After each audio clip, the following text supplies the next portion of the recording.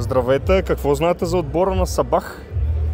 Здравейте, знам, че отбора играе в азербайджанското първенство, спечели купата на страната.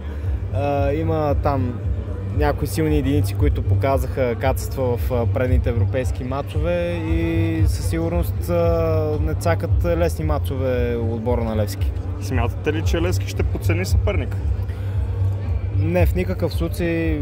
Хулио Веласкес като треньор преповядва такава философия, че за него всеки мач, който за Левски предстои, е важен и със сигурност след силното представяне с Брага Левски се направи едно така силни изяви срещу азербайджанците.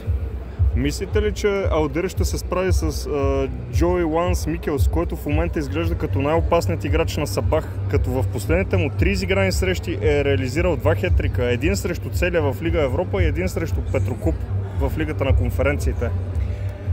Алдир показа в предните мачове, че конкуренцията, която има с Камдеме, му влияе изключително добре на нивото на игра. И след като изнесе такова представяне с португалците, мисля, че няма да има затруднение да се справи с този нападател. Какъв резултат прогнозирате в тази среща? Да кажем 2-0 за Левски с голове на Сангаре и Ради Кирилов. От 2010 година насам Левски не е играл в групите на евротурнирите. Вярвате ли, че точно сега е моментът това чакане да свърши или пак ще си останем само с надеждите?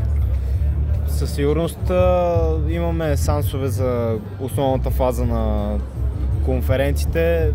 Много зависи какъв съперник си ни се падне на плей-офа, но смятам, че Левски при една силна покупка на централен нападател има всички шансове за основната фаза. Имате ли някой отбор като фаворит, който искате да не се падне в плей-офната фаза на Лигата на конференциите, ако Левски все пак достигне до тази фаза? Не съм запознат, но само искам да е Фиорентина. Ако може да е някой от между Майнц и някой по-така ниско разреден отбор, сте много добре за Левски. Здравейте, какво знаете за отбора на Сабах от Азербайджан? Първо, добър ден. Отбора на мен специално не ми е познат. Тяхното име за първ път го бях по време на жребия, така че за мен са непознато име в футбол и предстои да видим как ще изглеждат те на мачовете срещу Левски. Смятате ли, че Левски ще подцени съперник?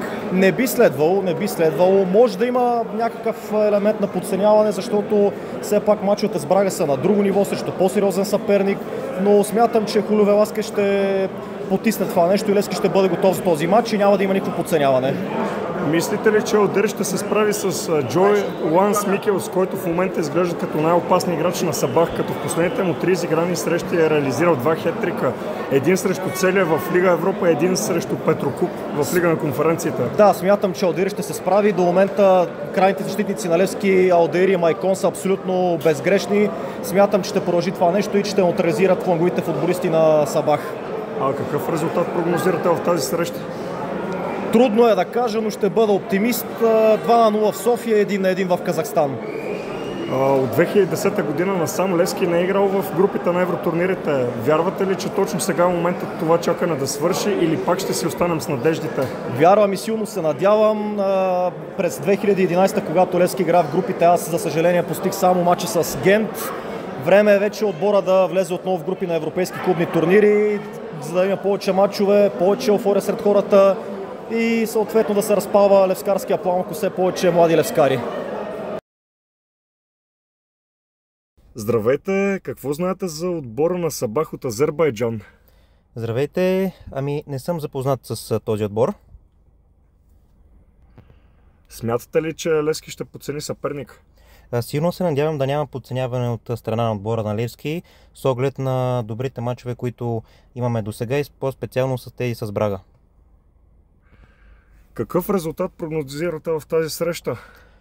Надявам се да излезем с добър резултат след края на матча и моята прогноза е 2-0 за Левски.